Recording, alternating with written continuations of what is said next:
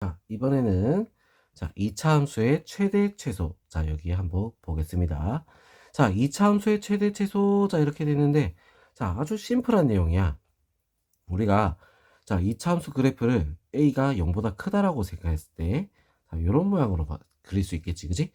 자, 그럼 범위가 없어. 범위가 없는 실수 전체에서 x의 범위가 실수 전체에서 자, 여기서는 어떻게 됐어? 꼭지점이 최소값이 되는 거야. 자, 위로 볼록일 때는 어떻게 됐어? 꼭지점이 최대값이 되는 거겠지, 그지? 자, 그럼 여기서는 최소값은 있는데 최대값은 있을까 없을까? 없겠죠. 자, 이 모양에서는 최대값은 있는데 최소값이 없겠지. 그죠?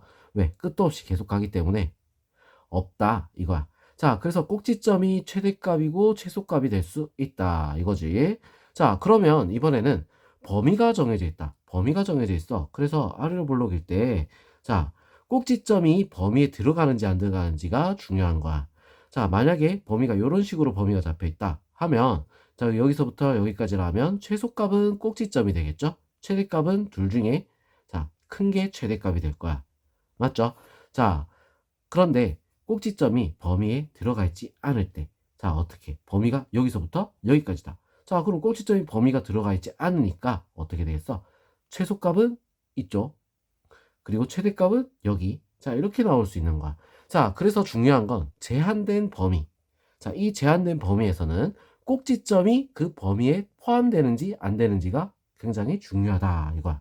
자, 꼭지점이 포함이 되면 어떻게 돼? 꼭지점이 최대값이든 최소값이든 한 자리를 차지하고 꼭지점에서 먼 게 뭐가 되겠다? 최대값이든 최소값이든 나머지 한 자리를 차지할 수 있다란 거야. 자, 그리고 꼭지점이 범위에 포함되지 않으면 어떻게 된다? 양 끝이 어떻게 돼? 최대값이든 최소값을 하나씩 자리를 차지하겠다 이거지.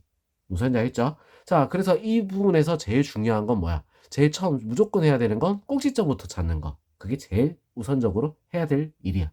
자, 그리고 범위에 들어가나 안 들어가나 확인을 꼭 해줘야 되겠다. 알겠죠? 자, 그럼 다음 페이지로 바로 넘어갈게요. 잠시만요. 자, 다음 페이지 넘어왔습니다. 자, 공통 부분이 있다. 자, 만약에 공통 부분이 있으면 어떻게 한다? 치환을 해서 우리가 구하면 되는데, 치환을 해서 2차 함수로 구하면 되는데, 자, 공통 부분에 대한 치환을 했으니까 t값의 범위로 바꿔줘야 돼. 원래는 뭐였어? x의 범위였지, 그지? x의 범위를 어떻게? t의 범위로 바꿔준다. 자, 그래서 이 부분은 우리가 뭘 해야 돼? 최대 최소를 2번 구해야 되겠다 이거야. 자, 2번 구하면 된다. 2번 구해야 되겠다. 자, 이렇게 우리가 생각을 해주면 되겠다. 알겠죠? 지금 이 부분에서 제일 어려운 게 여기야. 그런데 이것도 그렇게 어려운 부분은 아니니까 자, 문제를 풀 때 이 부분 중점적으로 해서 한번 보도록 할게요. 알겠죠? 자, 그럼 다음 영상에서 우리 문제풀이 한번 들어가 보겠습니다.